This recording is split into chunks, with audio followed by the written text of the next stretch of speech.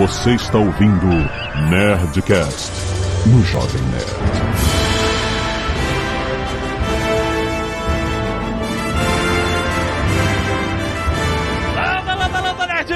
Aqui é Alexandre Antônio do Jovem Nerd, vivendo como um hobbit, comendo como um anão. Fala galera, aqui é o Eric Carvalho, antigamente Vampato. Fale amigo e entre. Olá pessoal, aqui é o Ronald Kirnsey, totalmente entusiasmado por Tolkien. Minha única virtude é estar nesse negócio de Tolkien há mais tempo do que a maioria das pessoas. Só isso. E humilde, né? Até a tampa. Aqui é o Azaghal, por incrível que pareça, ainda tem coisa pra falar de Tolkien. Tem, cara, eu acho que tem. Sempre e muito. Amigo, nós estamos a vida inteira falando de Tolkien e continuaremos. Exatamente, né? É um universo que dá vontade de mergulhar e não sair dele, cara. Ainda não a vida inteira, mas quem sabe. Vamos mergulhar, senhores, com esses especialistas no mundo de Tolkien. Mas a gente recentemente falou sobre Silmarillion, novas noções, um novo mergulho no universo Tolkien. E a gente falou sobre, né, Tolkien em si. E agora, cara, a gente vai falar sobre Senhor dos Anéis. A gente já fez Nerdcast triplo muitos anos atrás, mais sobre os filmes, comparando levemente com os livros, mas hoje a gente vai mergulhar na obra literária, nas traduções. Você sabia que houve omissões nas traduções antigas para o português? Como é que é? Omissões, Azaghal. Trechos que nós não lemos de Senhor dos Anéis. Caralho, que porra é essa? Nós... Fica aí, depois dos e-mails. Canelada.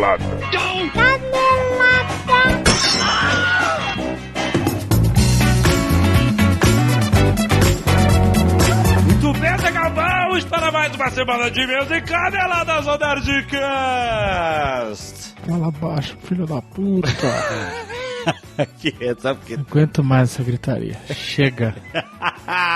Olha só, Azaghal, hoje... Sexta-feira 13. É hoje. É verdade, Hoje é sexta-feira 13. 13. É isso. Um dia de terror. Um dia de desespero.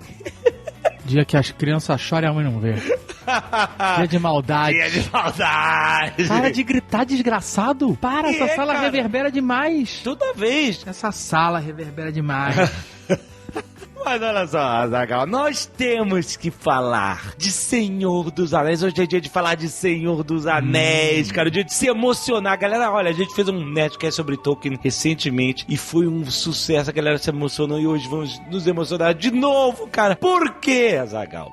O Senhor dos Anéis, que é o livro mais aclamado de J.R.R. Tolkien, com mais de 160 milhões de cópias vendidas em todo o mundo, está voltando ao Brasil pela HarperCollins Brasil, Azaghal. Olha aí. Eles têm os direitos de todos os livros de J.R.R. Tolkien. Estão lançando todas as novas edições das obras, além de títulos inéditos. Preste atenção. Com O Senhor dos Anéis, a HarperCollins se preocupou em produzir uma obra que respeitasse as orientações e os desejos do autor. Cara, isso é muito importante. Cara, você vai ouvir neste Nerdcast. Nós que lemos a versão anterior, nós perdemos parte dos Seus Anéis que foram omitidas da tradução anterior, rapaz. E a HarperCollins está trazendo o espírito original da visão de Tolkien para a tradução de seus livros. Afinal, ele era um linguista, então ele sabia muito bem como tratar traduções, cara. E olha só, detalhes inéditos em edições brasileiras, como o livro Mazarbul, que no exterior só aparece nas edições de colecionador. E a obra tem uma tradução nova produzida por um dos principais especialistas em Tolkien no Brasil. Também conta com um conselho de tradução para Tolkien composta por acadêmicos e especialistas na obra do autor, Azaghal. A nova tradução está mais fiel ao original, principalmente no que diz respeito ao diálogo dos personagens. E além disso, mais de 400 omissões de texto presentes nas traduções brasileiras anteriores foram restauradas. Olha aí.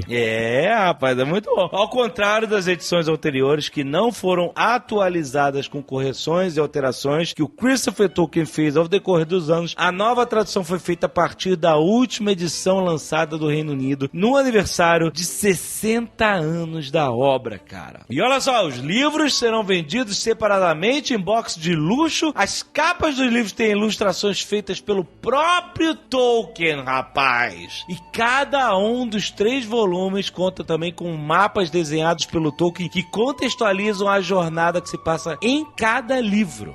Certo? Então, quer conhecer mais, cara, Senhor dos Anéis, mais vivo do que nunca? Clique aí no post e vá conhecer a nova tradução, a nova edição espetacular da HarperCollins que você tem que ter aí na sua estante. Vá!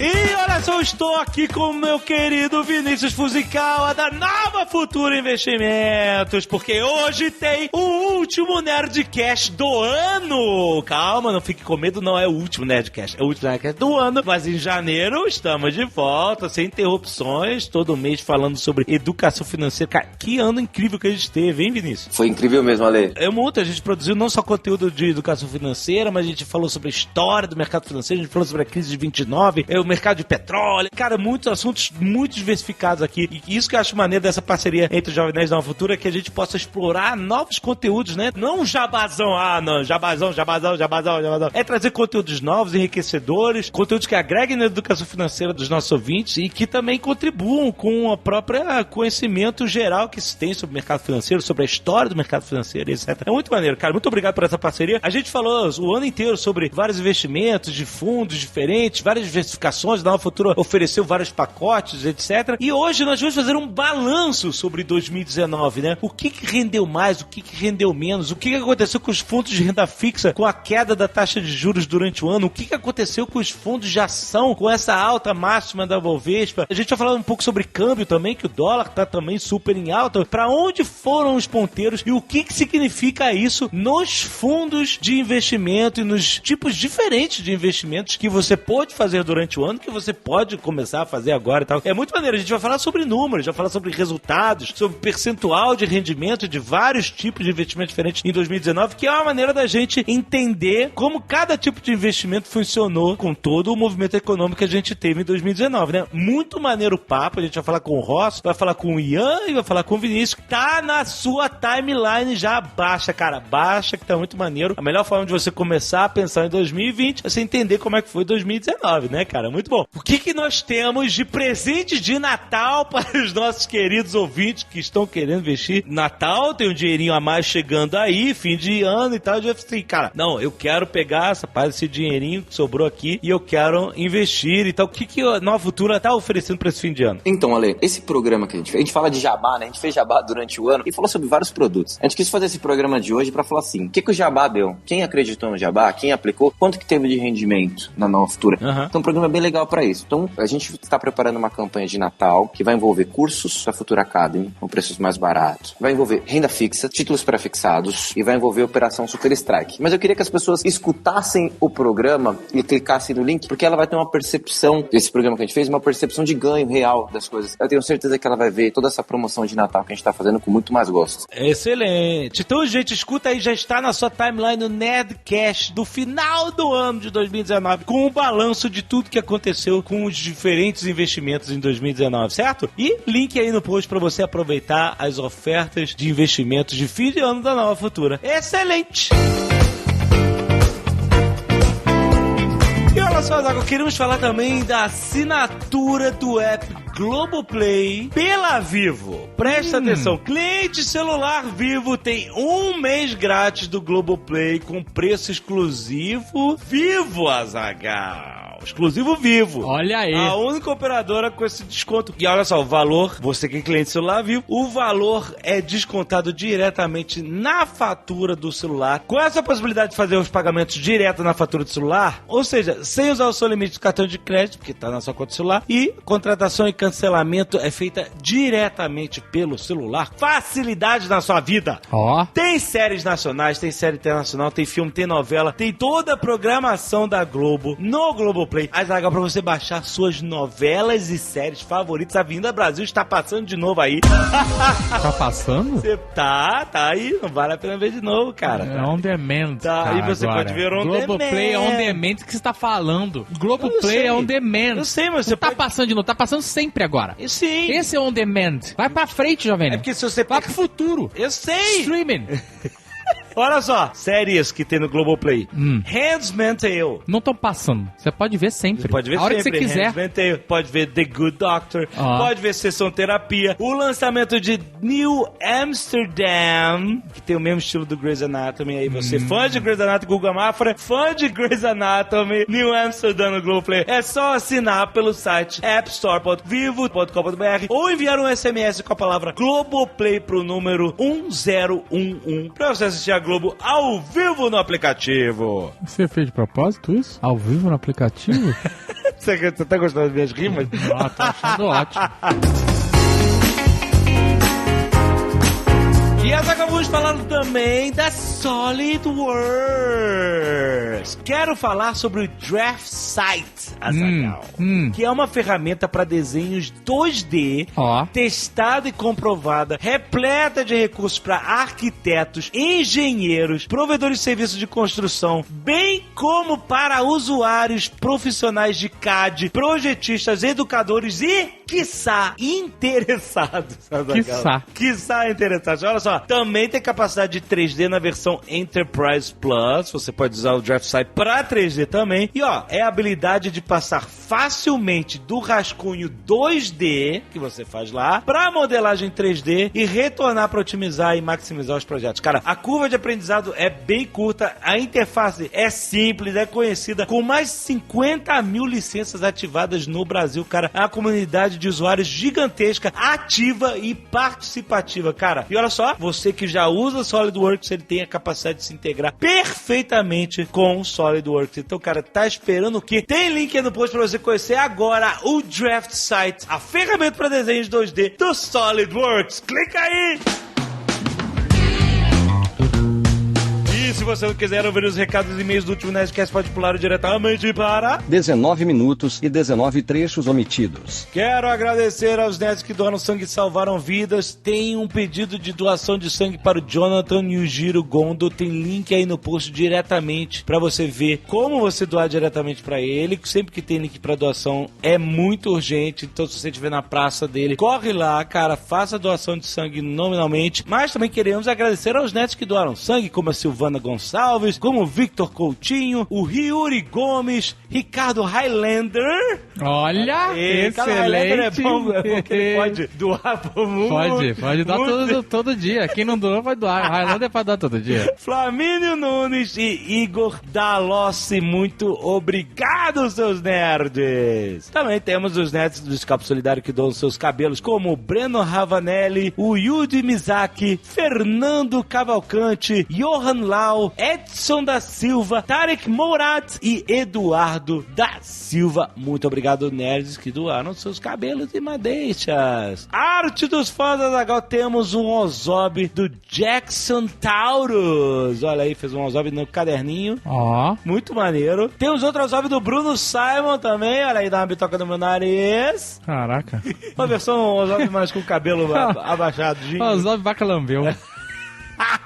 Temos um Cthulhu do Alan Brandão, cara, muito maneiro, cara, irado, parabéns, cara. O André César mandou aqui uma ilustração da fuga de Newcastle, Azaghal, olha lá, todos eles correndo para a ambulância, o Nyarlathotep lá no fundo, muito maneiro. E também a Daniela Pimentel também mandou um Ozob aqui na caneta, só caneta azul e vermelha. Maneiríssimo. Botou aqui a arma do crime, muito maneiro. Valeu, Daniela, valeu a todos que mandam as artes dos fãs, você pode ver aí no aplicativo do Jovem Nerd ou clicar no link do post. Muito obrigado. Brian Medeiros, 26 anos, responsável de orçamentos de uma empresa de alumínio, Paris França. Olha. Fala, Jovem Nerd, Zagal e possível convidado. Gostaria de acrescentar alguns detalhes a mais sobre os coletes amarelos, logo nos primeiros assuntos do último episódio de Política Internacional 2019. Os protestos começaram exatamente no dia 17 de novembro de 2018, um sábado. O dia ficou bem marcado pra mim, pois quando fui buscar o meu irmão no aeroporto, estava bem preocupado sem saber se ele ia conseguir chegar ou não. A divulgação do início desse protesto foi tanta que eu recebi, mais uma vez, cartazes direto na caixa do correio informando sobre como tudo deveria se passar. A mobilização não deixou a desejar. Os pedágios foram forçados a ficar gratuitos e as ruas estavam ora tranquilas, ora bloqueadas por manifestantes na França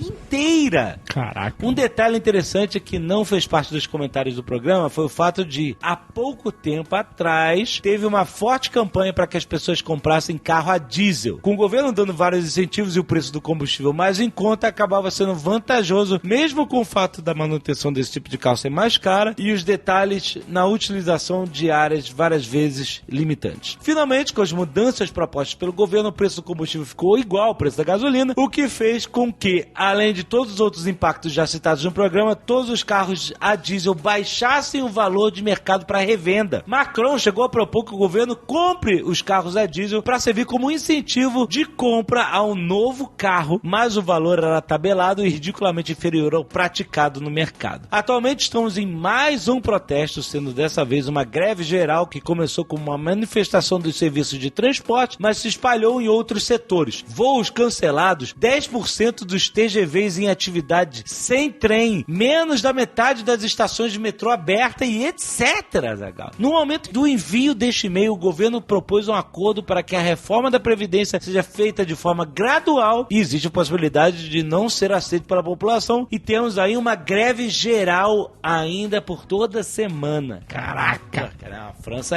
parada é profissional, maluco. Fico feliz de poder contribuir com as informações fresquinhas aqui no país dos protestos. Rodrigo Rafaeli, 35 anos, Hotel Supervisor, Flórida, Estados Unidos. Olha aí, Hotel Supervisor. O que é? Não sei. Ele é o supervisor de hotel. Na Flórida, nos Estados Unidos. Então teria que falar espanhol, né? Supervisor de hotéis. Olá, nerds! Apenas queria complementar sobre o caso da censura na China que vocês não mencionaram sobre South Park. Ah, pode crer, rolou um negócio do South Park, é verdade. Não mencionamos vírgulas também nessa frase anterior. Em um episódio da temporada atual de South Park, Randy, o pai de Stan, vai até a China tentar vender maconha que produz em sua própria fazenda, achando ser a melhor ideia do mundo, já que tem 1 bilhão de pessoas na China. Ele iria fazer mais dinheiro que nos Estados Unidos. Acho que tem 2, né? 2 bilhões. Para sua frustração, no avião para a China, ele encontra jogadores da NBA, personagens da Disney e da Marvel fazendo a mesma coisa. O quê? Indo vender maconha? O mesmo episódio faz várias críticas à indústria do entretenimento que cede a todas as mudanças e censuras da China apenas... É isso, gente. Não tem vírgulas. Eu não consigo respirar. O episódio faz várias críticas à indústria do entretenimento que cede a todas as mudanças e censuras da China apenas para abocanhar uma fatia do mercado. Não é apenas. Apenas não. Porque o mercado chinês é o dobro do mercado, né? É o outro mercado. Exatamente. É outro, apenas. É outro planeta de mercado. Não é tipo 10%. Eu vou ler a frase que tá escrita aqui. Inclusive, mostra o ursinho Puff na prisão da China por causa de um meme da internet que ele se parecia com o presidente Xi Jinping. Eu não entendi o que tem. Não, tem esse meme que ele parece o ursinho Puff. Aí ele diz que o ursinho Puff foi preso por causa do meme. Entendeu? O que aconteceu realmente no mundo real? Em 2017, o ursinho Puff foi banido da China por causa deste meme, não existindo nenhuma ligação dele com os buscadores da internet. Amigo, vamos trabalhar essas vírgulas. E adivinha o que aconteceu com o South Park no dia seguinte que foi exibido esse episódio? A animação foi banida da China e toda a internet chinesa como se nunca tivesse existido. Eles queriam isso, cara. Eles fizeram de propósito. Os criadores de South Park até pediram desculpas no Twitter para a China em tom de zoeira, falando que, assim como a NBA, eles também amavam mais dinheiro do que liberdade e democracia.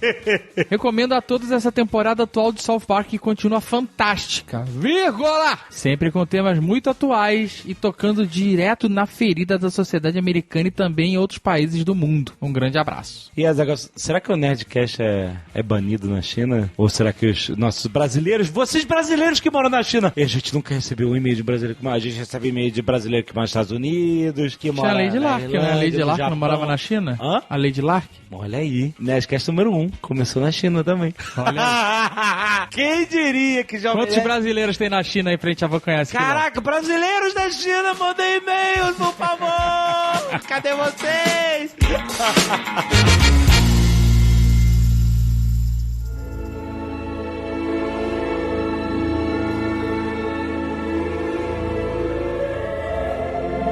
Gente, trecho que foi tirado do livro? Muita coisa, né, Zé? Muita coisa? Pra caramba. Você leu a tradução da Martins Fontes, que nem eu, exatamente, Isso. né? Então, a gente tem parte do livro que a gente nunca leu. Filhas da puta. É. Mas é antes da festa ou depois? Se for antes da festa, foda-se também, né? Depois, Conselho de Elrond, por exemplo, tem omissões sérias. Não! Peraí. Olha só, uma coisa que me deixa puto é a pessoa mexer no trabalho do autor. Vide Domingo Maior e Temperatura Máxima. Que cortam. Olha só, eu lembro que eu estava vendo Temperatura Máxima, Indiana Jones e a Última Cruzada. Novamente, assim, tá passando na televisão, anos atrás. Vamos ver de novo. Cortaram a cena que o Henry Jones, o pai do Indiana Jones, quando ele descobre aquela escada. Sabe qual é? Que ele senta na cadeira, se encosta pra trás e aí desce uma escada. Cortaram pra ele dizer, acho que não precisa. Como que um editor da Rede Globo se coloca no lugar de Steven Spielberg e decide que você não vai ver isso? Não precisa ver. Eu decidi isso. É um absurdo isso. E isso aconteceu com os Seus Anéis. É isso que vocês estão dizendo pra gente. Não exatamente porque ninguém realmente decidiu tirar alguma cena do Senhor dos Anéis ou tirar alguma frase do Senhor dos Anéis. Mas houve, e o Eric vai me corrigir se eu estiver errado, 2 tipos de erros que eivaram aí essa tradução. Um tipo de erro foram as omissões mesmo, coisas que foram engolidas. Às vezes as pessoas olham pra mim e dizem, pô, mas você foi consultor dessa tradução. Sim, realmente foi consultor dessa tradução, porque os tradutores não estavam enfronhados nesse mundo secundário tolkieniano. Mas eu não fui o revisor, sem querer tirar a culpa dos meus ombros, mas o revisor deu uma cochilada em alguns pontos aí e simplesmente pulou de uma linha pra outra, não sei. Esse é um tipo de erro. Outro tipo de erro é uma coisa que é vermelha ser descrita como verde. Que isso? Em vez de alguém chegar depressa, alguém simplesmente chega e esse advérbio aí acaba sendo engolido. Quer dizer, tem coisas que realmente não mudam muito o sentido. Agora, omissões graves como a do Anel do Saruman e aqui eu passo pro Eric. Não, peraí. Por favor. Anel.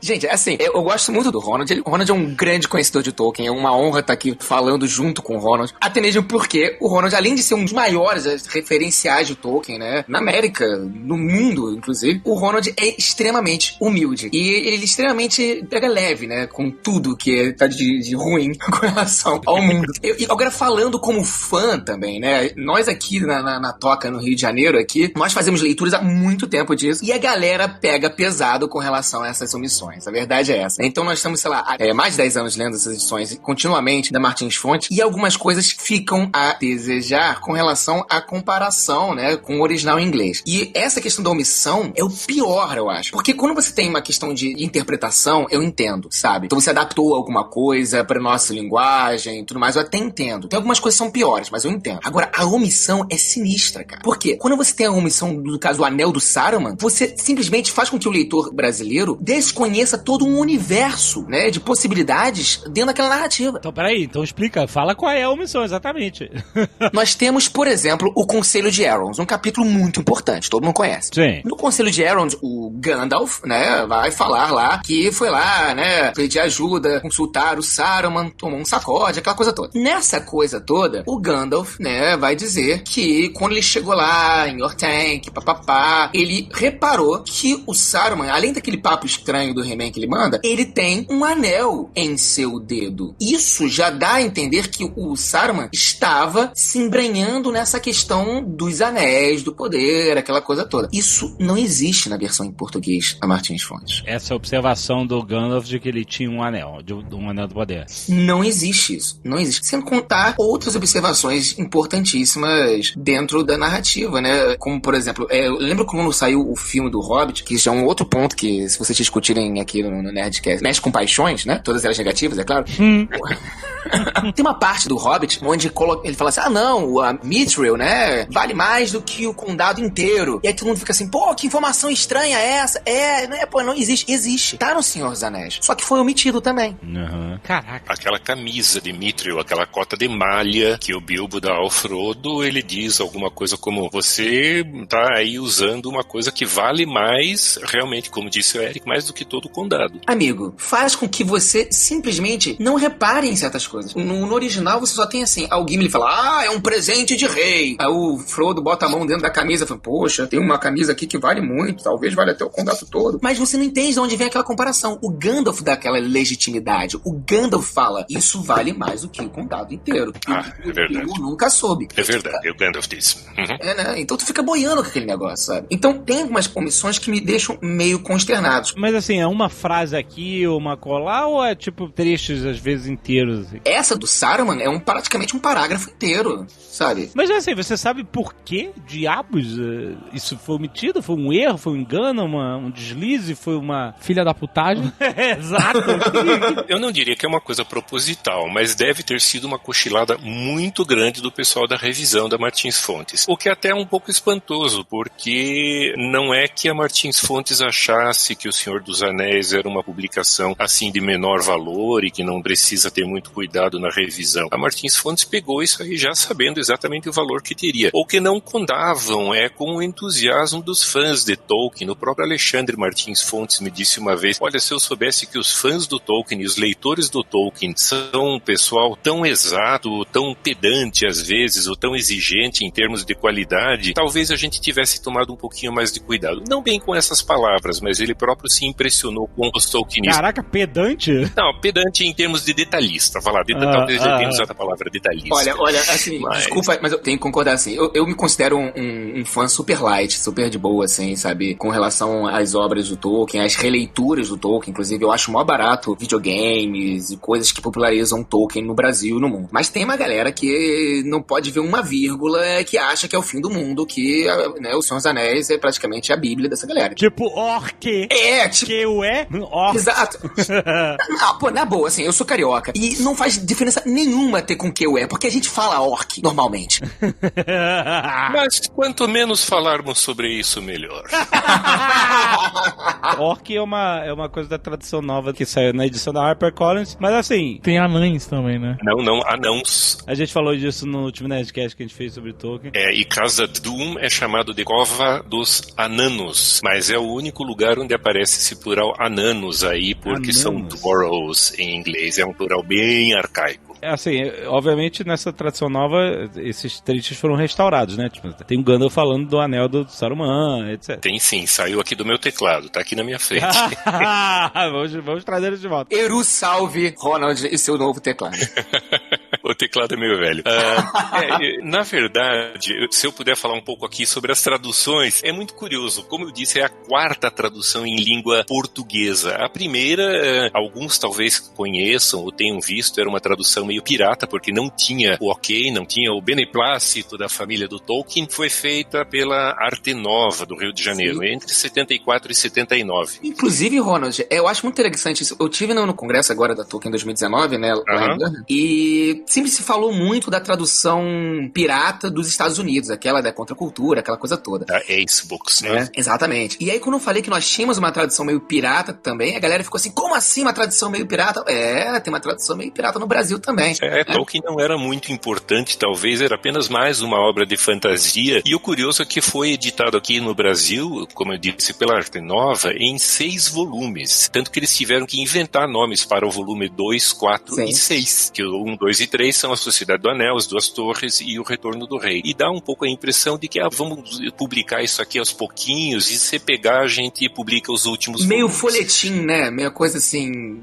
Passou 5 anos sendo publicado, né? De 74 a 79. Uma das coisas curiosas dessa tradução é que alguns nomes, é o que as pessoas falam, alguns nomes foram traduzidos de uma forma muito engraçada, né? Lembra do Gandalfo, do Merinho e do Pipinho, e é claro do Sam Pacolé. Sam Pacolé é maravilhoso. Sam Pacolé? Pacolé? Caralho, cara. Pacolé. Sam Pacolé e Bilbo Bolsim do Fim do Saco. Fim do Caraca, saco. Deus me livre, cara. Nomes, então, foi uma coisa muito curiosa. A segunda tradução em língua portuguesa foi em língua portuguesa mesmo, foi em língua lusitana. Pois é. Eu li o Hobbit nessa versão. Você leu o Hobbit nessa versão? É. Em português? Mas você não leu a primeira tradução lusitana do Hobbit, que se chamava O Gnomo? Não. O Gnomo! Que excelente! Pois é. Mas O Senhor dos Anéis, então, Europa América 1981. É uma tradução razoável, tem um pouco aquele tom lusitano que a gente no Brasil acha um pouco esquisito, mas tudo bem. O curioso dessa tradução portuguesa é que os poemas todos foram traduzidos, mas não com rima, não com métrica, eles foram traduzidos linha por linha de acordo com o sentido. Eu sempre tive dificuldade com os poemas e com as músicas. Eu também. Pois é, eles ficam incantáveis. Mas isso com toda a obra lusitana, né? Se você pegar as outras obras do Tolkien traduzidas, né, em português de Portugal, eles têm essa aqui, eles são literais. Então, assim, não dá pra cantar nada. Nada. Mas, cara, eu vou te dizer que a primeira vez que eu li, eu pulava. Eu começava uma... Tu pulava? Eu pulava. Como tu não assim? lia? Ah, não lia. Tu nem lia? Na primeira vez Quando você leu o depois... Watchmen, você pulou a história do pirata? Não, eu lia. Tudo que eu lia, era moleque, aí eu pulava. Eu falei, eu não consigo... Músicas importantíssimas, poemas... Eu sei, depois eu li. Nem pra cantar um Tom Bombadil? Depois Não, eu Tom li. Bombadil é foda, Não, realmente. Você não parou mais de pular, então são 70 poemas e canções no Senhor dos Anéis. Eu sei, pois é, não, mas gente, depois eu li de novo, eu li os livros de novo, depois eu saboreei tudo, mas depois eu comprei os CDs lá do Tolkien Ensemble, inclusive um que é gravado com Christopher Lee.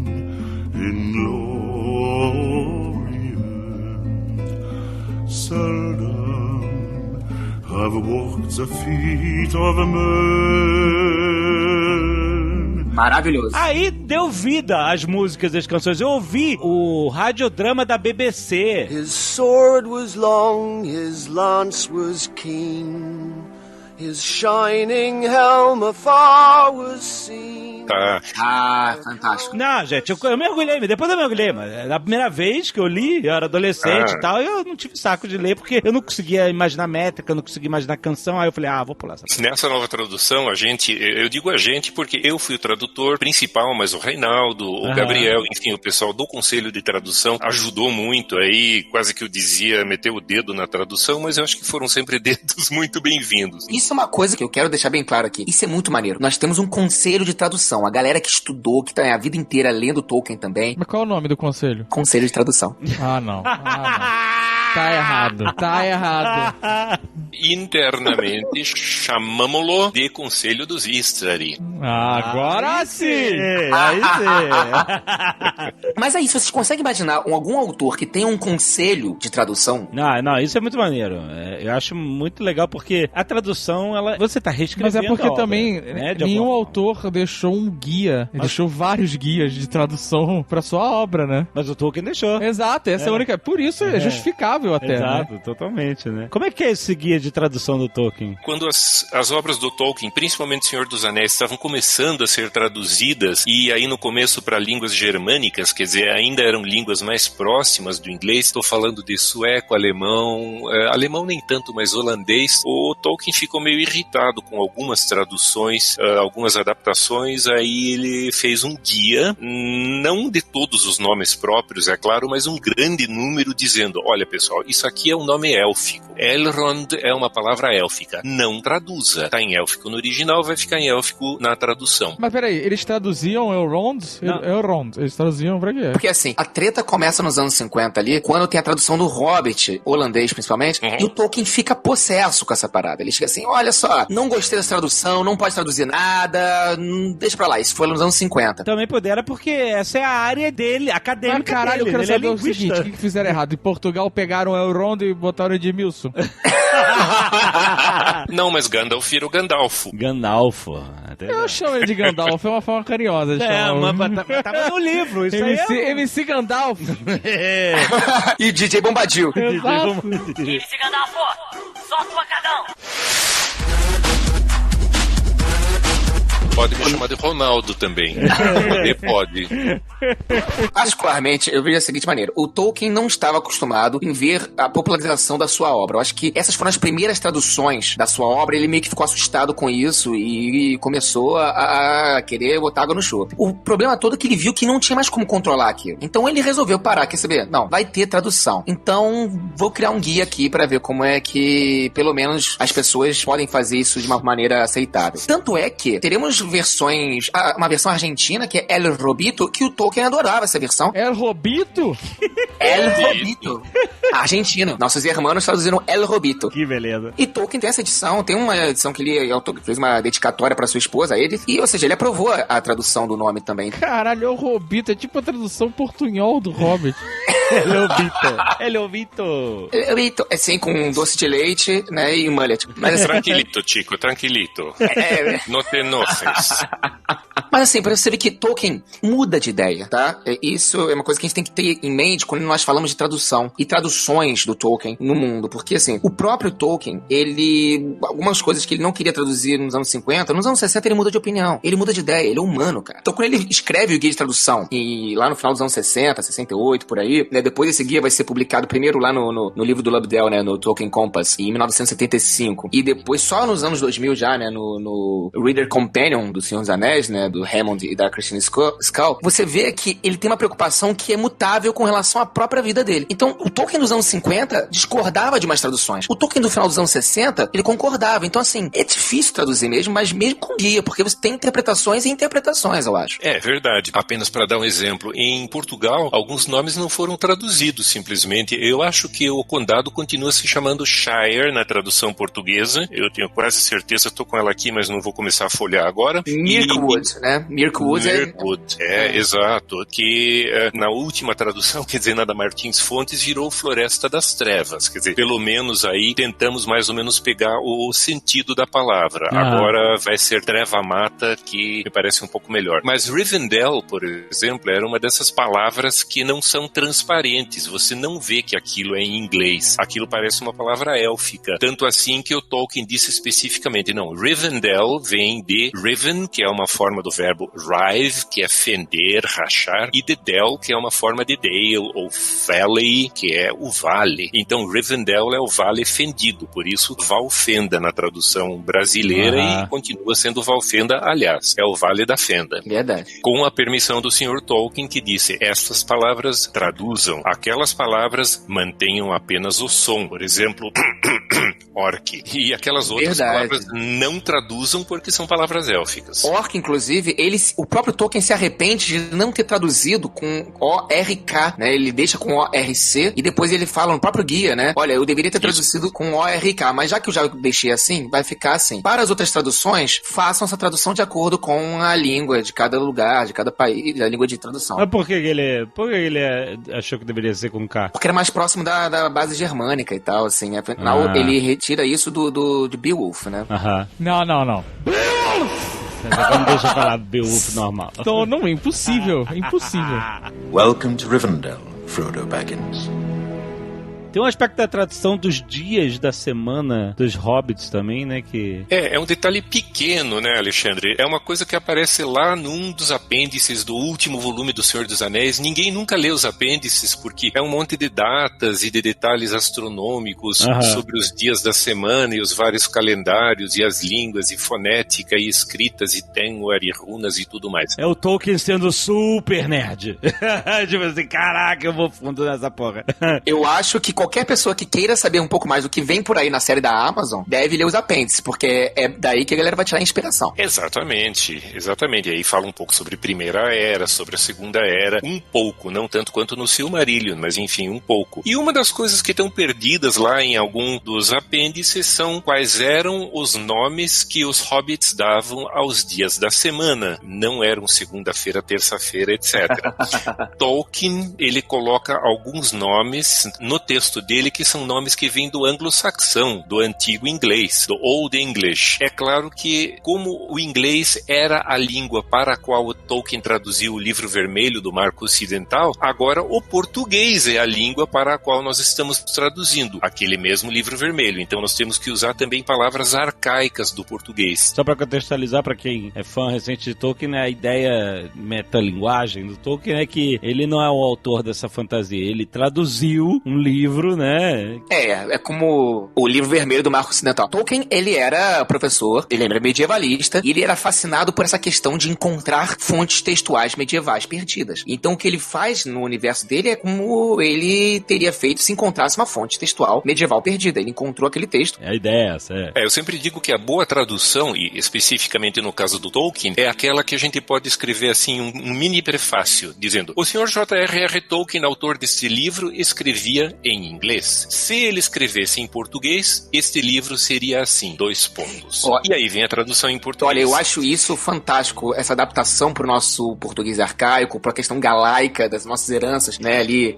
Os dias da semana dos hobbits, então, na nossa tradução, na última ou mais recente, eles não são iguais, mas eles são baseados nos nomes galego-portugueses, ou seja, nos nomes medievais dos dias da semana, que são lunes, martes, mércores, choves, benres, enfim, muito parecidos com os espanhóis. Mas não são esses, não. Eles lembram as duas árvores, lembram os Valar, lembram o mar, mas são num estilo bem mais medievalesco. Sim, a nossa literatura, a literatura portuguesa vai ter essa questão, né, do galego-português. A literatura galega, né, medieval, é fantástica. E dá um ar arcaico, dá um ar de antiguidade. Eu acho isso fantástico. Para além, obviamente, da língua galega hoje, né, que parece um português do show da Xuxa, mas na verdade, né, porque tudo com X, né, tem um ar arcaico, assim. Agora, o que eu acho legal e que isso deixa bem claro com a nova tradução é o fato de que nós podemos ter uma tradução que realmente está próxima do original em inglês, principalmente com as nuances de falas. Você tem hobbits conversando entre si, por exemplo, que imagine um Merry conversando com o Pippin. Eles se tratam por você, porque eles são parentes, primos, amigos de longa data. Então eles se tratam por esse pronome bem íntimo, esse pronome bem coloquial que é o você. É uma coisa que sempre me incomodou nos livros da Martins Fontes, e eu não consegui mexer nisso, por absoluta falta de poder para mexer nisso, é que todo mundo se chama por você. Então é muito estranho você pegar um hobbit no conselho de Elrond e se dirigir ao Elrond, que é um cara que tem milênios de idade, como você. Não, ele é vós. Vós estivestes lá há 3.000 anos atrás? Colega, imagina, colega. Colega, pois é, exato. Então você tem vários pronomes de tratamento, refletindo inclusive o inglês, onde você tem vários tons, vários níveis de discurso. Você tem aquele pessoal que se trata por você, que são os hobbits. Os personagens normalmente se tratam por tu. Um Aragorn fala com o Boromir usando tu, mas se você tá falando de baixo para cima, ou seja, com alguém muito mais honrado, alguém muito mais mestre, ou algum elfo que tem milênios de idade, aí você usa o vós. Imagina um Sam falando com a Galadriel, tratando ela por você. Não dá, é vós. Mas ó, o Pippin poderia chamar o Elrond de véi. Ô véi. Todos os hobbits chamam o Gandalf de você. Por quê? Porque o Gandalf é aquele velhinho que aparecia de vez em quando. Aparecia no condado, soltava lá uns fogos de artifício e tal. Esse é você mesmo. Distribuía a erva pra galera. Gandalf da massa. Quê? Mas como é que é o tratamento de tu em inglês? Em inglês é um problema específico, porque em inglês se chama todo mundo de you. Pois é. Inclusive Deus e a rainha. Essa escolha de mudar os tratamentos tratamentos é uma coisa da tradução que faz sentido com o que o Tolkien pretendia? Porque se em inglês não tinha um equivalente à segunda pessoa do singular, por exemplo, como é que ele tratava como you também? Você tem uma segunda pessoa mais cerimoniosa e mais arcaica em inglês, que é o thou, né? T-H-O-U. Mas é usado ou não? É usado. É usado. É usado no Senhor dos Anéis. Tá. É usado. Em algum lugar, inclusive, nas recomendações do Tolkien, acho que não nesse guia, ele fala também nesses vários tons do discurso. Na tradução alemã, que é uma que eu conheço bem, também o pronome familiar e o pronome cerimonioso, eles são usados conforme quem fala e para quem fala. Uhum. Isso tá presente no texto original. E essa é uma das grandes dificuldades de ler Tolkien no original, porque tem essas nuances, né? E no português que nós tínhamos até então, ficava chapado, você perdia isso, né? E vamos lá, o que mais tem no Senhor dos Anéis são personagens e personagens de culturas, de posições diferentes, né? De cabeça, assim, você tem mais de 600 nomes dentro do Senhor dos Anéis. Isso, se contar o apêndice, tem mais ainda. Isso sem contar também que apelidos, epítetos, né? Se você pegar o Aragorn, você tem 1 milhão de nomes aí no meio. Gandalf também, né? Não, só Sauron tem mais de 100 nomes diferentes que ele é chamado. Mochila de criança. Coisa ruim, capiroto. Eu sou Aragorn, filho de Arathorn, Pedra Élfica, etc. Exato, exato. E ainda tem a linhagem. Pois é, o cara não basta ter um monte de nome e apelido em várias línguas, ele ainda tem a linhagem toda. Sem contar que no início mesmo, né, dos escritos do Tolkien, antes do Aragorn ser o Aragorn, ele era o Trotter, que era um hobbit. Como é que é? Os rascunhos, as primeiras versões do Senhor dos Anéis, o personagem que virou Aragorn era apenas um hobbit. E mais, um hobbit com pés de madeira. Chamado por isso que o nome Trotter, porque ele... Meu Deus! Caraca. Ele tinha pés de madeira porque ele tinha perdido os pés em alguma desgraça na sua vida. E eles encontram esse Trotter em Bree e ele vai levá-los até Valfenda. Caraca, ia ser um segundo Tom Bombadil, essa porcaria. Cara, seria mais ou menos um hobbit badass, né? Um chutador de traseiros. Não dá.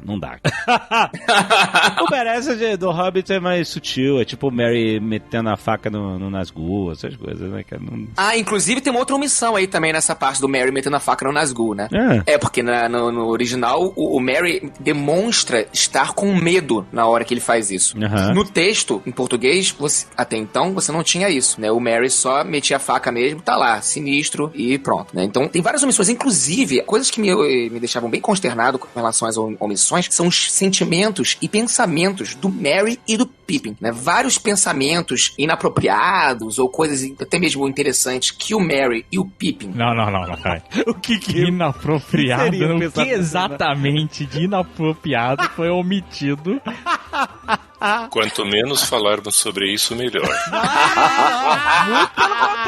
Muito pelo contrário. Temos que desvendar isso, pelo amor de Deus. Não, gente, esse é o lugar no mundo pra falar sobre isso.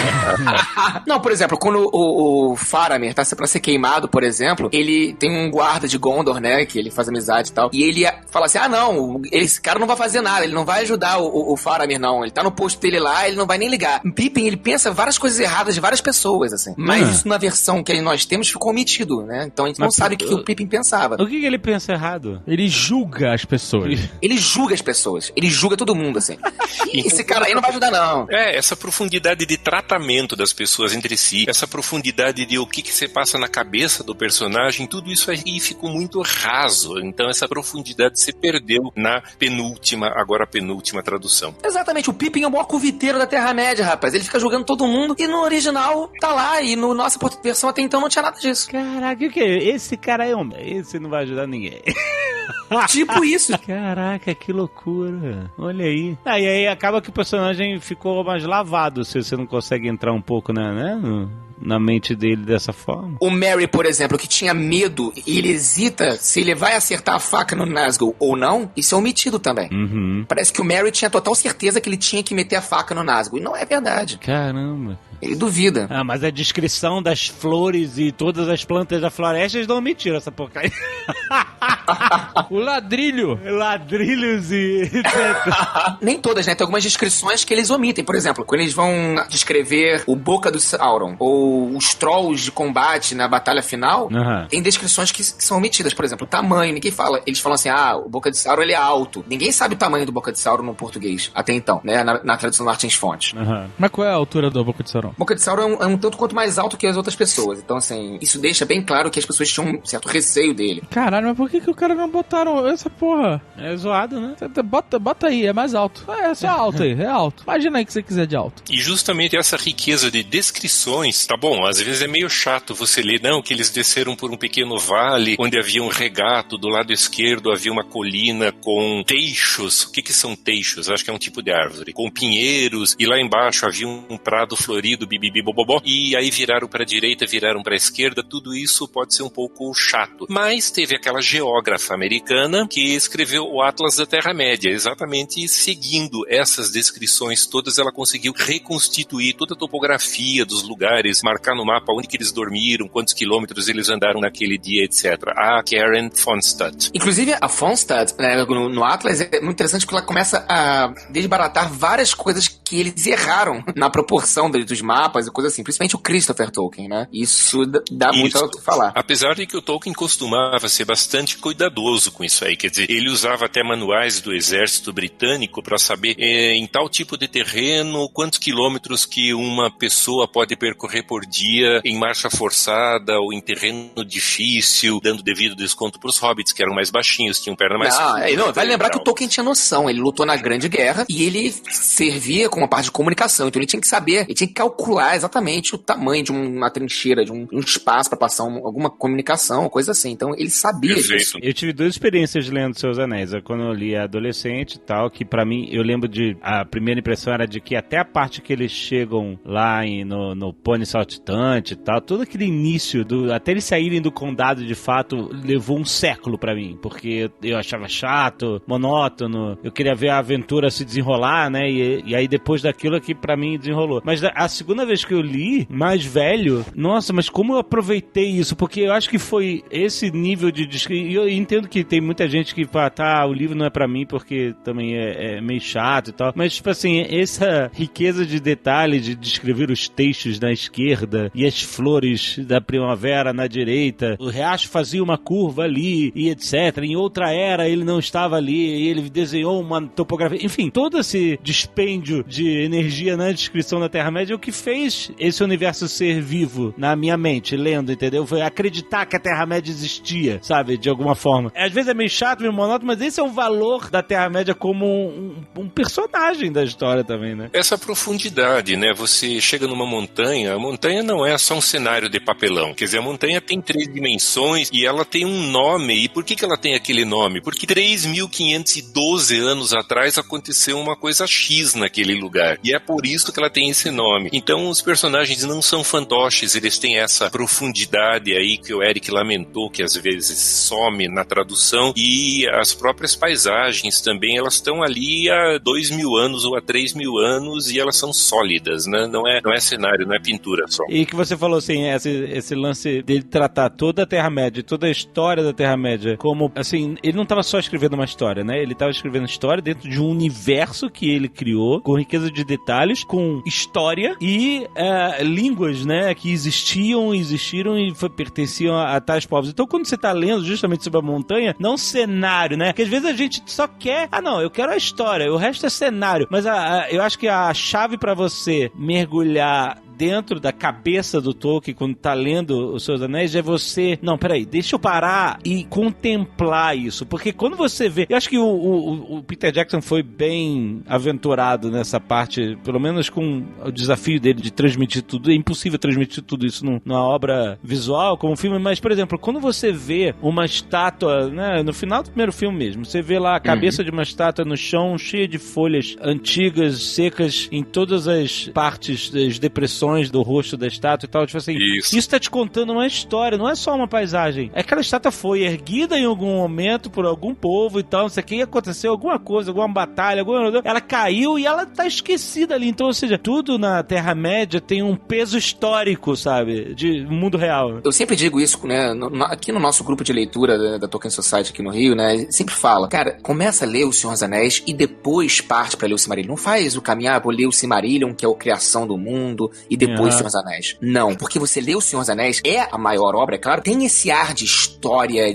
esse ar das línguas, das culturas, né, baseados no vício secreto do Tolkien, né, do Secret Vice, de criar línguas. Então, quando você lê o Senhor dos Anéis, te dá aquela impressão que tem uma história por ali importante, mas tem várias outras camadas que você não tem como saber, estão perdidas, né, nas brumas do tempo. Eu gosto de um exemplo, se eu puder dar aqui, o Eric provavelmente sabe do que eu tô falando, quando a Companhia do Anel tá em Moria e os hobbits ou alguém diz que a gente tá aqui nessas minas escuras e tal, quem tá nos guiando é o Gandalf, será que ele sabe o caminho? E o Aragorn diz, não se preocupem, ele consegue achar o caminho no escuro com a mesma facilidade dos gatos da Rainha Berúthia.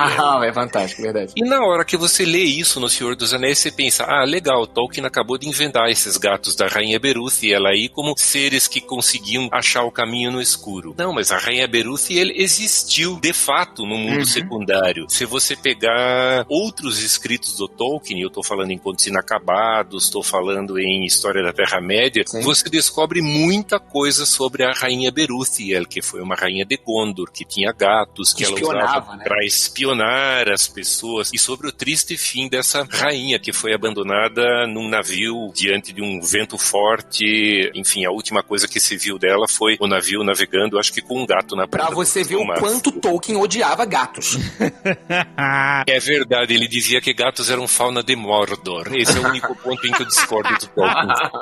Mas você não vê? Não é incrível isso? Você saber que cada referência que ele faz, você falou, ele não inventou isso só pra criar uma passagem ilustrativa, não. Essa referência existe, ele escreveu sobre isso e tá lá, entendeu? Faz parte, você sabe que toda referência que ele faz é algo palpável, algo sólido, que faz parte dessa mitologia que ele criou, né? Então, essa é a riqueza, essa é o prazer que a gente tem que tirar ao ler Tolkien e principalmente Senhor dos Anéis, né? Vamos pensar, qual é a proposta do Tolkien ao criar o Silmarillion, o Senhor dos Anéis, criar o legendário dele? É criar uma mitologia pra Inglaterra, né? Essa é a grande ideia do Tolkien, criar uma mitologia pra Inglaterra. Ele dizia que a Inglaterra não tinha uma mitologia própria, ele queria criá-la. Então, esse ar de que isso aconteceu num período ancestral do mundo inglês, do universo inglês, tá na intenção do Tolkien. Então, você lê o Senhor dos Anéis, você sente isso. Isso é fantástico, porque te dá um ar histórico naquilo ali, que é pura fantasia, mas uma fantasia que parece tão real.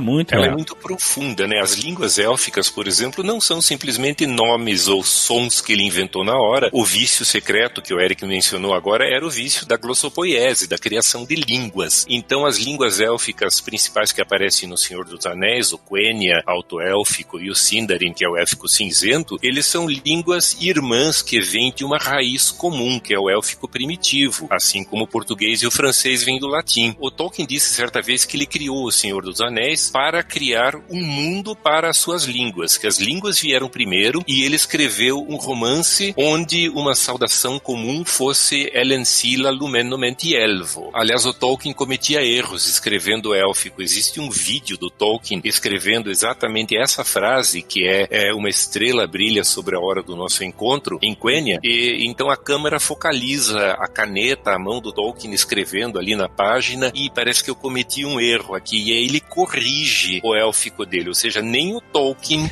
sabia escrever élfico sem cometer um erro de vez em quando. Muito professor. O élfico era uma coisa existente, não era mais o Tolkien que mandava naquilo, a evolução das línguas estava lá.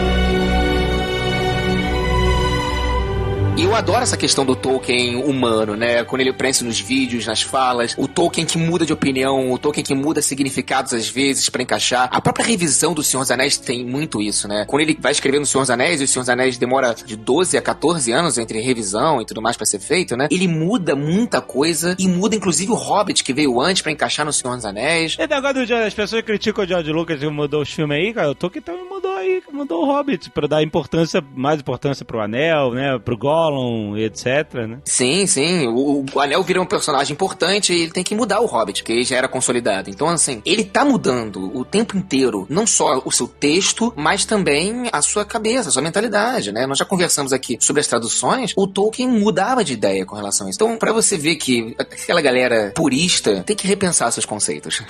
Você tem até, absurdamente, você tem até hoje em dia gente que critica critica, não O Senhor dos Anéis ainda não ouvi nenhuma crítica, exceto a história dos anãos e dos orcs, mas gente que já criticou o Silmarillion, criticou, enfim, coisas que estão saindo aí pela HarperCollins, dizendo, pô, mas essas palavras aqui são muito esquisitas, olha, achei um erro aqui, alguma coisa aqui é doirada. Será que isso não é um erro? Ou será que não devia ser dourada? Ah, eu achei a palavra mui num fim de página e no começo da outra página não tinha o do muito. Eu acho que foi um erro, ficou só a primeira metade da palavra. Então o mui e o doirada parece que desceram mal para alguns. Teve gente que não conseguiu. A verdade, Ronald, é que o dicionário Aurélio também desce muito mal para alguns também. Mas peraí, mas da onde vem doirado? Doirado é simplesmente uma forma de dourado, assim como louro, loiro. Ah, não acredito. Existe doirado como louro, loiro? Doirado? Cara. Teve um livro que eu traduzi para Martins Fontes, onde eu coloquei uma notinha do tradutor na frente dizendo: o leitor encontrará nesse texto algumas palavras que não são cotidianas. Por exemplo, montante, alcácer, broquel. Palavras que não são imediatamente fáceis de entender. Não se preocupe, caro leitor. O leitor de língua inglesa também encontra esse tipo de palavra. Nada que não se resolva com um bom dicionário. Mas é verdade. A verdade é o seguinte, eu até entendo as pessoas que tentam falar assim, não, pô, essa tradução tem as palavras que eu não gostei e tal. Porque, por exemplo, li a primeira versão do Senhor dos Anéis na minha vida, né, ou do Hobbit, a versão da Martins Fontes ali, aquela versão, né, aquela edição dos anos 90 e tal, pros anos 2000. Muito bem. Então, eu tenho na minha concepção, na minha primeira leitura como adolescente, aquelas palavras, aquela forma, aquela tradução. Eu reconheço que a nova tradução agora que tá vindo, que já apareceu, né, do Silmarillion também, do Hobbit, são ótimas traduções, que corrigem vários problemas. Mas eu também entendo que tem a minha estranheza, porque a minha primeira versão era aquela. Viu o filme dublado, e só consegue ver dublado. Isso. Exato. Eu vi na infância aquele filme dublado, depois você vai ver uma outra dublagem. Aí você, não. Não é a minha versão. Não é a minha versão. É mais ou menos isso. Eu acho que eu vejo algumas palavras da nova tradução e vejo assim, poxa, ficou estranho pra mim. Vários amigos aqui no Rio, aqui na Toca, no Rio de Janeiro, tem essa questão também. Mas nós entendemos que é necessário que tenha uma mudança pra ficar mais próximo do original também. E o que nós achamos estranho é apenas uma questão afetiva, né? Do que nós lemos lá na nossa primeira infância, na adolescência e tudo mais. A gente tem que lembrar que a tradução, ela não é a obra original. A tradução, ela é já uma adaptação. Assim como o filme não é uma obra original. O filme é uma adaptação, né? Quadrinho, tudo é uma adaptação. Então, a única forma de você obter a essência completa do autor é você ler na língua original que foi escrito. Tem até uma piada em Star Trek que tem no Star Trek 6 tem um Klingon que recita Shakespeare. Ah, que fantástico. E é uma piada reversa de tradução. Ele fala, é o Christopher Plummer que faz esse Klingon. Ele fala assim, você nunca vai entender Shakespeare inteiramente se você não ler em Klingon. Ou seja, como se a tradução do Klingon realmente captasse mais do que o próprio autor fez na língua inglesa. Mas isso é uma piada reversa, porque realmente a forma de você entender uma obra na sua integridade é você ler na língua em que ela foi escrita original. Qualquer tradução, ela vai ser uma adaptação. Tanto que eu quero até perguntar ao Ronald, o tradutor, ele não basta ser alguém que domina as duas línguas em questão, a original e a traduzida. Ele deve ser também um escritor em essência para saber, não é só uma tradução, é uma reescrita da obra também, não é? É verdade, eu acho que é um pouco isso, sim. Na verdade, tem 4 caras aí, né? O tradutor tem que ser alguém que domine a língua origem, que domine a língua destino da tradução, alguém que tenha um pouquinho de habilidade gramática, de estilo, de retórica, sei lá, enfim, de saber jogar com as palavras e obter um efeito com essas palavras. E isso é muito importante, abrindo um parêntese, isso é muito importante quando se traduz poesia, porque você tem que traduzir poesia por poesia. Não adianta traduzir como os portugueses fizeram, traduzir poesia por prosa. E a 4ª cara do tradutor é que ele tem que entender um pouco também do mundo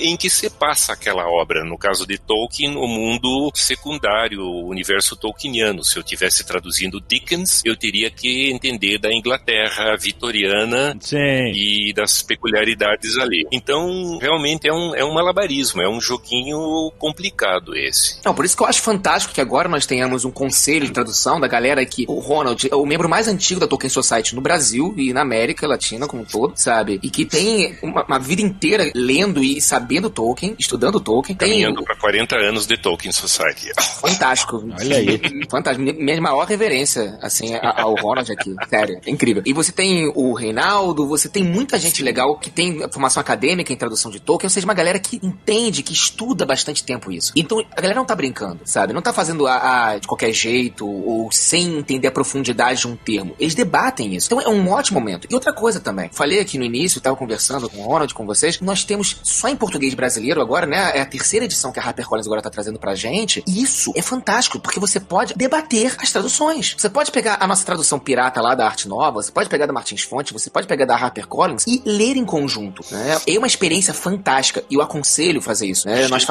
sabe, ler em conjunto. Nós estamos agora no nosso grupo de leitura lendo o Silmarillion aqui. Então nós estamos a ler a edição nova da HarperCollins, que é muito boa, a edição da Martins Fontes e a edição original em inglês. Nós fazemos a leitura em conjunto com os 3 livros e vamos debatendo essas questões. É de uma riqueza fantástica. Então eu digo assim, é muito bom ser fã de Tolkien hoje no Brasil. Eu digo sempre isso. Primeiro porque nós temos uma profusão de livros vindo por aí, a HarperCollins está muito comprometida com isso, tem promessa de History of Middle-earth vindo na frente, o Senhor dos Anéis sendo agora. Momento de jabá absurdo.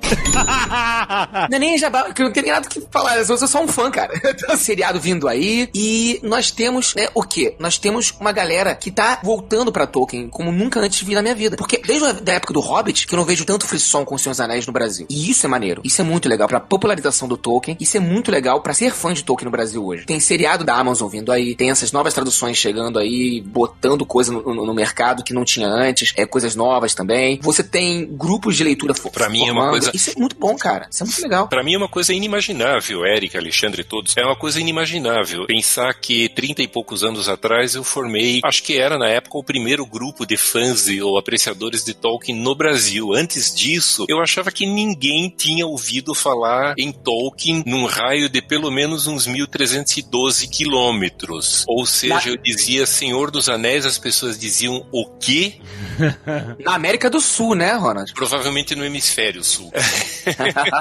Pra gente foi via RPG. A gente jogava RPG desde molequinho e eu lembro dos amigos que falaram assim, olha, você tem que ler o Senhor dos Anéis, porque ele é a base disso tudo que a gente tá fazendo aqui. E aí eu falei assim, caramba, e era sempre assim, então eu vou atrás do Senhor dos Anéis e tal. Depois levou um tempo, mas depois eu li na adolescência justamente porque era algo que todo mundo falava assim, olha, você não pode jogar RPG e não ter lido o Senhor dos Anéis, você não vai entender nada de RPG se você não dá a essência do que é o RPG se você não lê o Senhor dos Anéis. Então... Alexandre, eu comecei assim também, com essa questão do RPG, com o MERP, né? Pode crer, total. O MERP é muito Tolkien, né? Total.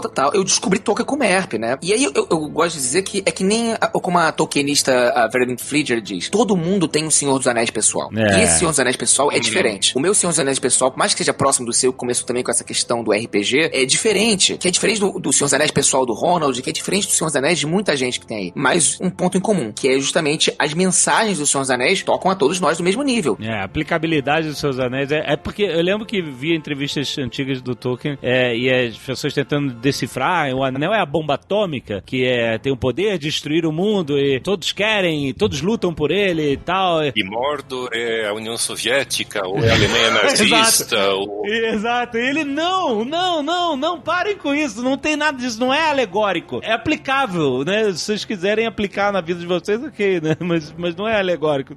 O Tolkien dizia que alegoria é uma dominação do leitor pelo autor. Quer dizer, o autor tô te impondo, eu quero que você entenda isso desse jeito. Se você não entende que o anel é a bomba atômica, problema seu que você tá me lendo errado. E ele dizia, não, eu detesto a alegoria. E eu defendo, ele, Tolkien, falando, a aplicabilidade, que ao contrário da dominação pelo autor, é a liberdade do leitor. O leitor pode interpretar assim, pode aplicar isso ao mundo real, ao mundo primário. E é por isso que em todo RPG que você joga, todo livro de fantasia que você lê hoje, tem ali um Tolkien por trás. Essa é a verdade. Você não tem como falar de qualquer coisa de fantasia hoje sem pensar no que o Tolkien fez. Sim. O que foi o Senhor dos Anéis. As primeiras críticas negativas que o Senhor dos Anéis recebeu quando foi publicado lá nos anos 50, eram nessa pegada. Não, isso aqui então é a Guerra Fria. Quem é o Sauron? É o Hitler? É o Stalin? É quem? E o Tolkien falava, não, cara, aplicabilidade disso aqui, tudo bem, mas não tem nada a ver com isso. E hoje, décadas e décadas depois, Tolkien se mostrou correto na sua defesa. Não é uma alegoria. A mensagem é muito maior, porque Tolkien já morreu há muito tempo e nós ainda estamos agora aqui em 2019 falando de Tolkien, debatendo Tolkien, lendo Tolkien e cada um criando um Senhor dos Anéis pessoal.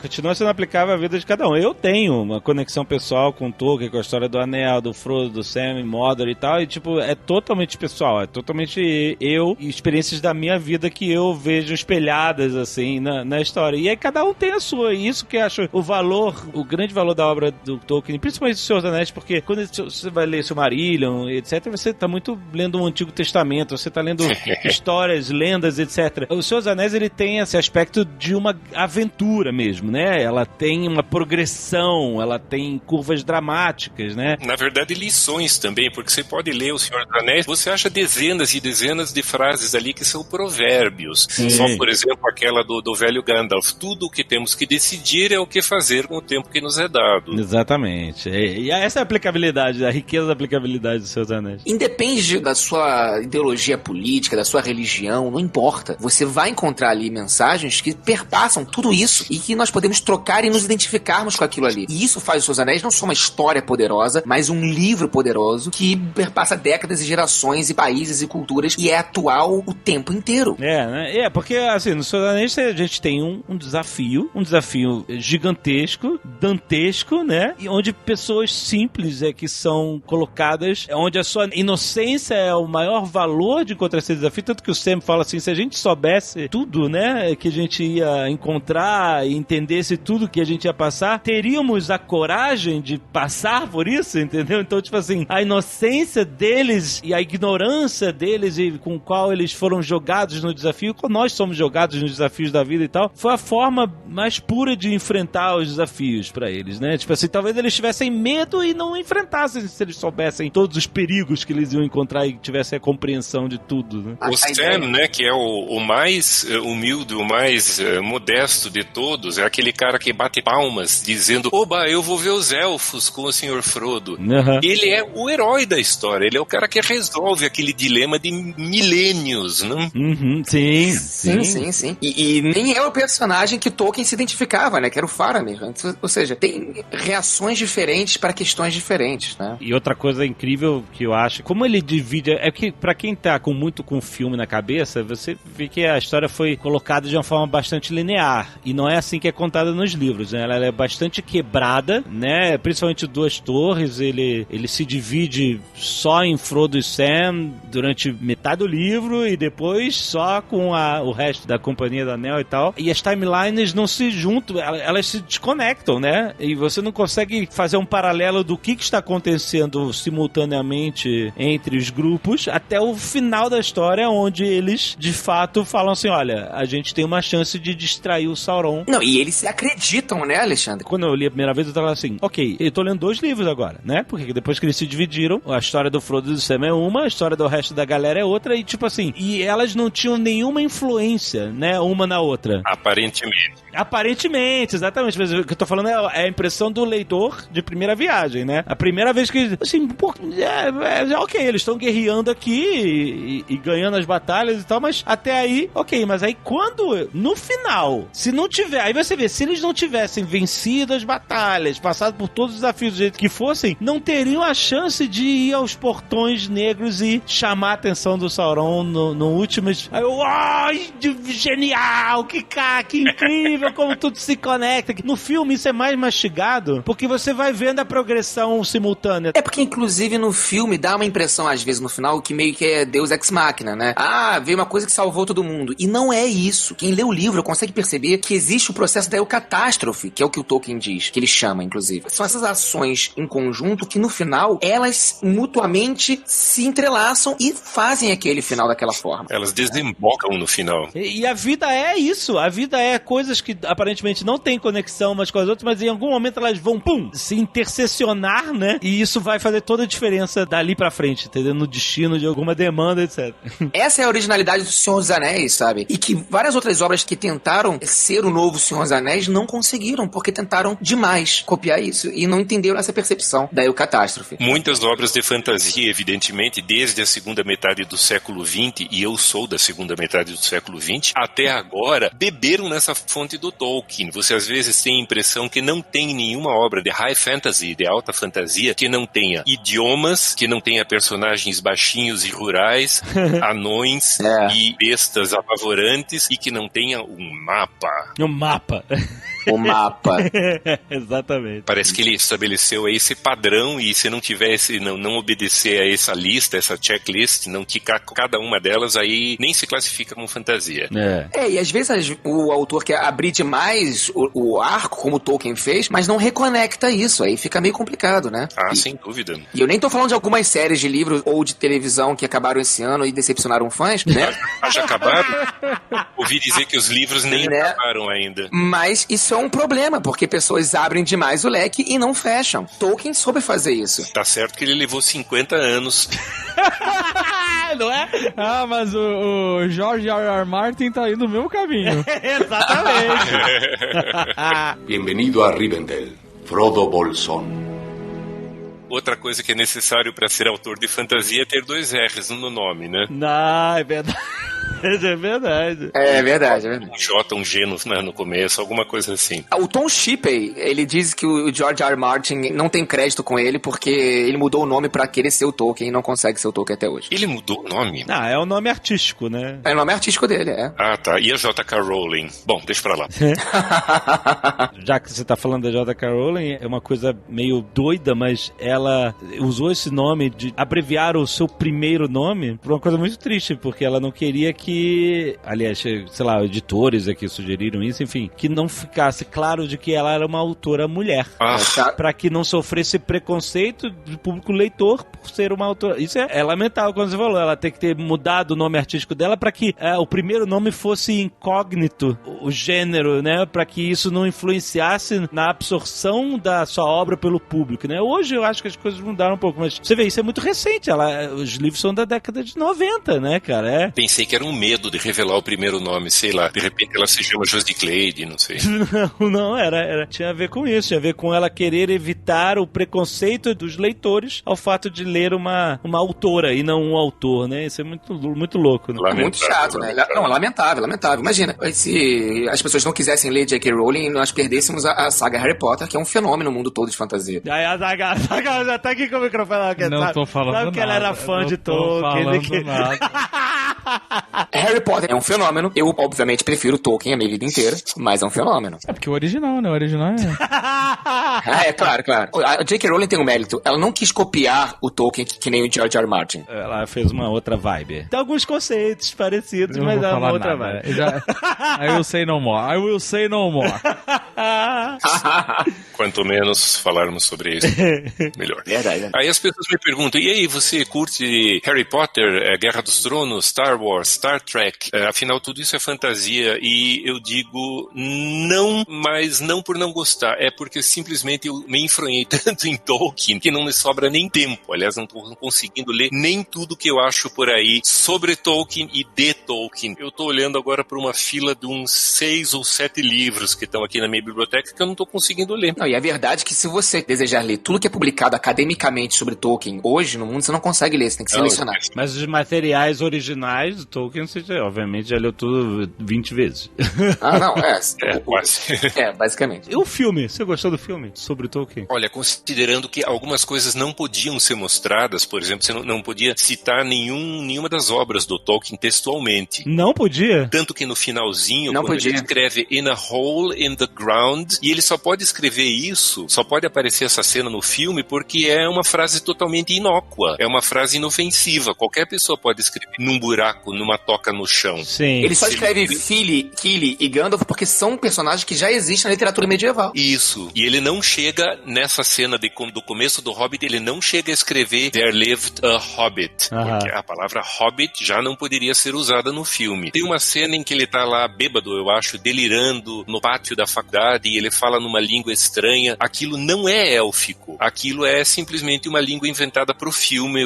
Enfim, são sons e vocábulos. Ele não poderia estar falando Quenya, nem Sindarin, nem nenhuma das outras línguas élficas. Ok, o que eu achei do filme? Eu achei que o filme foi com essas ressalvas e algumas falsidades históricas, eu acho que foi uma boa introdução à vida do Tolkien. As pessoas que viram os filmes e não sabem nada sobre o autor ficam conhecendo um pouquinho mais sobre o autor. Mas ele tinha um amigo chamado Sam mesmo na Primeira Guerra? Não, isso é fantasioso. A mulher ou namorada ou noiva dele nunca participou de uma reunião da TCBS, conhece, ela não conheceu os amigos, ele a convenceu a casar com ele, não naquela cena, aliás, visualmente muito bonita que aparece no filme, mas quando ele soube que ela tinha virado noiva de um outro cara, ele pegou o trem, foi até lá, e os dois sentaram e eles conversaram, e ele... Olha aí, igual o Jovem Nerd. A largar do outro cara e casar com ele. Mas não como foi mostrado no filme. Peraí, você deu uma de Tolkien? A Agatha, ela meio que... A gente tava meio que ficando e tal, sem definir um namoro. Aí ela falou que ela ficou com um argentino, e ela tava apaixonada pelo argentino. Aí eu fui lá e aí a gente nunca mais se separou. A gente começou a namorar de verdade, a gente não tava namorando, a gente tava meio que não rolou. E o argentino foi pra guerra depois. O argentino foi, exatamente, voltou pra Argentina. O filme do Tolkien é muito legal de acordo com essa questão emocional. E é muito ousado, porque ele escolhe uma forma interessante de contar o filme, que é por meio da linguística, né? Por meio da língua, da questão bem linguística do Tolkien. Isso é ousado. Agora, historicamente, ele é bem romântico, né? Ele muda muita coisa da história, enfim, eu como historiador fico meio assim, ressabiado com algumas coisas assim, né? Mas o Azaghal fala que sempre a versão do filme é que suplanta a realidade. É só se o filme for bom. O filme é chatinho, se a versão do filme não é legal, eu prefiro a história. Se for melhor que a história, eu vou no filme. Eu achei chatinho o filme, eu vou te contar. Achei legal, é divertido, então... Sei lá, eu dei uma emocionada no finalzinho, dei uma arrepiada pra mim. É porque eu achei aquele negócio dele ver os assim, na Primeira Guerra e ver uma sombra do dragão no fogo, eu achei meio óbvio isso, sabe? Tipo, gente, que cara não tava pensando em dragão na Primeira Guerra, nem fudendo, cara. Aquilo é muita realidade pra estar fantasiando o dragão ali, cara. Exato. Dá muita impressão de que essa foi a única inspiração dele, né? Exatamente, né? Eu achei meio bobo isso, mas...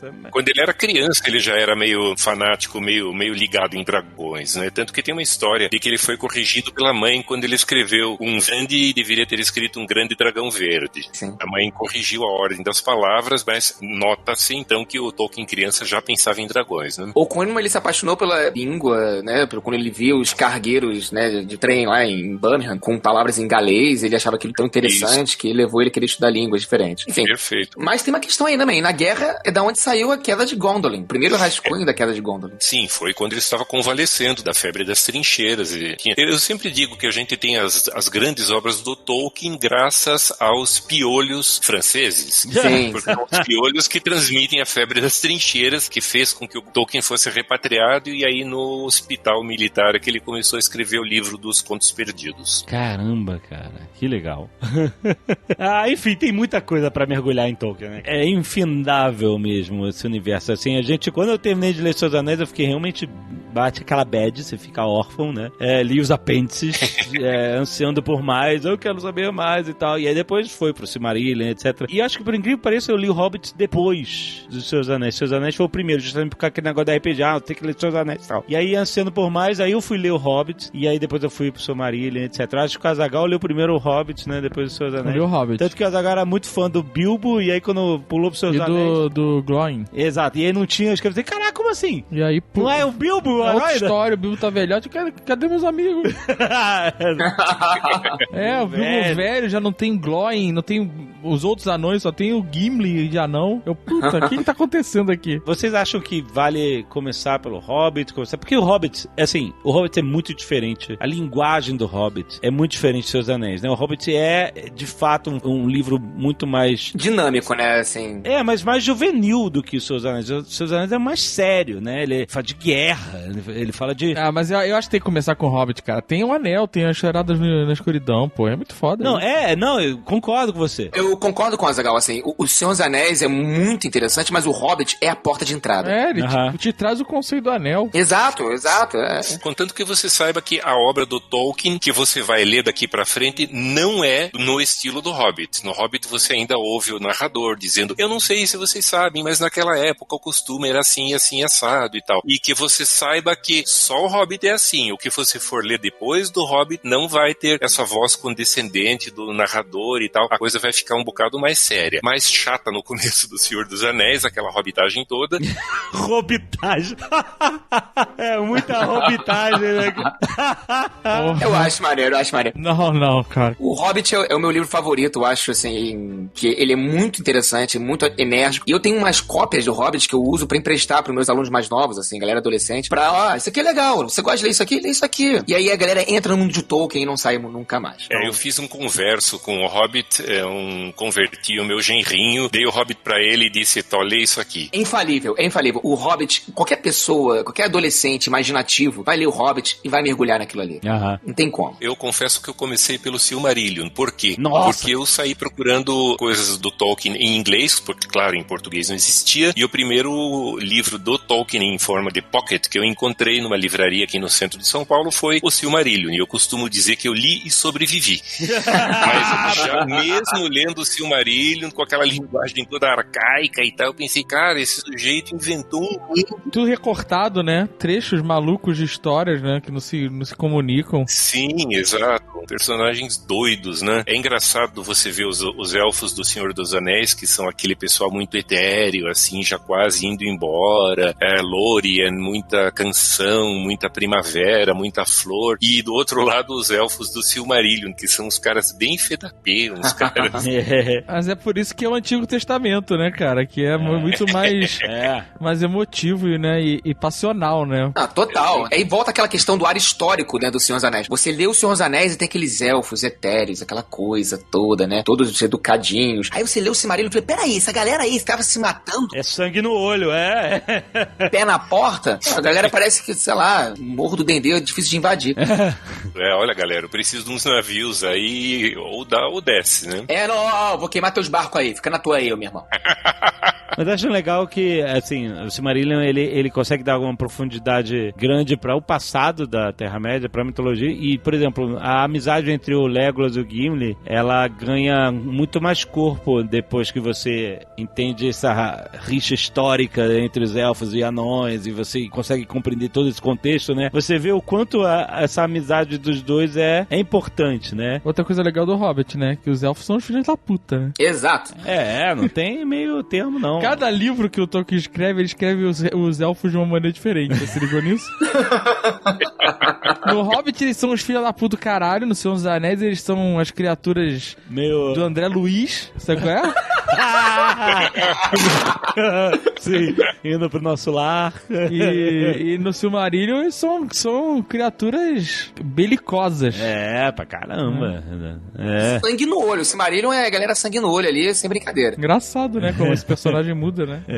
Muito maneiro, muito maneiro. Porque as pessoas mudam, né? Tem dias que você tá bem, tem dias que você não tá tão bem assim. Os elfos são assim. Pô, imagina se você vivesse milhares de anos. Quantas vezes você ia mudar? É verdade. É verdade. É que eles só demoram pra mudar, né? Exato, eles não têm pressa. Agora eu vou ligar o modo assassino. Agora eu vou ficar 1000 anos matando gente. Aliás, falando em elfo, uma coisa curiosa que eu às vezes conto para as pessoas que não leram Tolkien em profundidade é essa dicotomia entre humanos e elfos, né? Eu pergunto, como você se sentiria? Você gostaria de ser imortal? E todo mundo, praticamente todo mundo diz, eu até que gostaria de ser imortal, contanto que eu mantivesse saúde, força e tudo mais, e capacidades intelectuais, eu gostaria de ser imortal. E aí eu digo, pois é, grande parte da obra do Tolkien descreve exatamente duas raças, duas espécies, uma delas que é imortal e a outra somos nós, os mortais. Nós, mortais, temos inveja da imortalidade dos elfos. Sim. E os elfos têm inveja da nossa mortalidade. Olha que estranho, né? Porque os humanos, eles têm pressa, né? Eles têm que... Mas eu não quero ser imortal, não. Eu tô com 50 anos aí, já não aguento mais gente. E engraçado, e ninguém tem inveja do Gollum, né? Não dá pra ter, né? Não. Porque o Gollum é justamente o oposto disso. É tipo essa longevidade, mas doentia, né? Tediosa. Exato, exatamente. Uma tortura, né? Ele vive em tortura dentro dele mesmo, né? Benvenuto a Gran Burrone, Frodo Baggins. Você, como um estudioso de Tolkien, você está preparado para a série? Eu quero escutar o Ronald falar disso. Não sei, eu tenho 1000 dores de barriga em relação a essa série, viu? Eu realmente não sei. Eu tô descobrindo aí que as pessoas estão sendo recrutadas, os atores, pra fazer o papel de personagens com nomes esquisitos. Eu espero que isso aí seja tudo, claro, um nome provisório, um rascunho só dos nomes dos verdadeiros. Mas eu tenho alguma esperança que, por exemplo, a gente consiga ver aí a Segunda Era, a queda de Númenor. Eu acho que é uma coisa fascinante. Eu tenho boas E o esperanças. Sauron? Será que o Sauron vai vir um sexy Sauron? Nossa senhora. Sexy Sauron. É uma possibilidade. Não sei sobre ele, eu não arrisco nem nenhuma hipótese. Mas eu acho que vai ser muito legal você ver a queda de Númenor, a corrupção dos Númenóreanos. Acho que vai ser muito legal, sim, se for realmente isso. E eu acho que vai ser. Se for uma coisa bem feita, uma coisa feita com profissionalismo, como Peter Jackson dos filmes do Senhor dos Anéis, é claro que no Hobbit ele perdeu a mão. Eu sempre digo, ele e o Beren, os dois perderam a mão.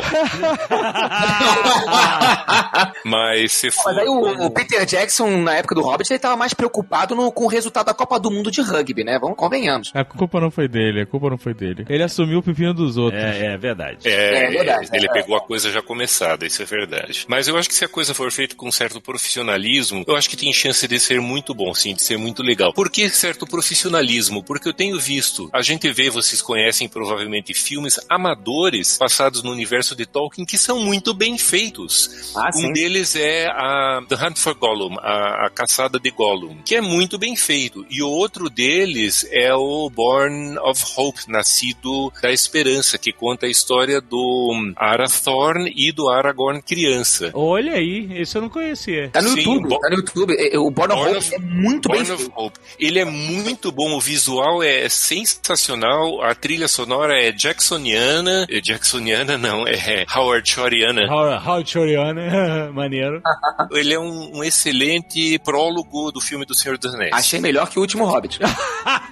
Também não precisa muito, né? Sem dúvida, o último Hobbit é pancadaria de videogames, nada mais do que isso. Caraca, é um filme de 1h11. Sério? Eu quero saber até hoje da onde veio aquelas cabras. As cabras e aqueles vermes que saem de buracos na terra, aquilo era Dune ou o quê, hein? Não, eu quero saber, os vermes abrem um buraco, aí depois eles recuam. E aí eles criaram um túnel secundário pra recuar e sair do caminho dos orcs? Ou os orcs entraram pela bunda dos vermes e passaram pela boca dos vermes? Imagina, vermes Meu Deus, orcs. Meu Deus. Caraca. Palavras são imagens. Para com isso. Os vermes vomitando orcs cagados. Descagando. Não, eles botam essas paradas no filme e cortam o funeral do Thorin, sabe? Assim. Pois é, cortaram o funeral do Thorin. Isso é uma das coisas mais emocionantes do livro, aliás, né? Esse filme cagou muito o Thorin pra mim. Eu adorava o Thorin no livro. Pois é, né? E eu vi esse Thorin gatinho, de anão de barba feita, puta que pariu, cara. Eu não consegui. Não, e é uma pena, porque o Martin Freeman é um ótimo Bilbo interpretando, sabe? É, ele é bom, ele é bom. Não, ele é genial. O Martin Freeman, fantástico. Não vamos lembrar disso. É verdade, é. Vamos permanecer nas memórias boas, vamos reler os livros. Melhor anão desse filme era o Balin. Sim, com certeza. E do Alien também era ótimo. Do Alien era muito bom. Isso era uma noite. Você falou aí de videogame, você não chegou nem perto do videogame Shadow of Mordor, né? Não. Ficou sabendo a loucura que era, né? Pois é, eu tenho referências não muito elogiosas que me moveram a não me mover, a ficar sentado aqui e não querer nem saber do que se trata. Não, é uma loucura inacreditável. O cara vive com um espírito élfico Enfim, é videogame, cara. Mas nesse videogame tem o Sexy Sauron já, então já se prepara. Já tem o Sexy Sauron, é verdade. Parece ele fazendo o anel, é isso aí. As minhas pessoas são um cara esperançoso. Olha, a minha esperança é ter um choque positivo, como quando eu vi o começo da Sociedade do Anel, do Peter Jackson, ainda no estúdio da Warner, aqui em São Paulo, numa sala pequena em que estávamos eu e mais 3 ou 4 pessoas, aí começaram aquelas cenas no condado, e eu dando pulos na cadeira, dizendo, cara, é assim mesmo, olha, mas o condado é assim mesmo, eu sei porque eu estive lá. E as pessoas me olhavam dizendo, como assim? Cara, o Ronald é história pura, gente, de Tolkien no Brasil, é incrível isso, é fantástico. Mas quem leu esteve lá, pois é, exatamente. Você não me ouviu falando ainda sobre como eu soube da morte do Kennedy, ou como eu vi o primeiro pouso na Lua, mas enfim, não vou falar sobre isso.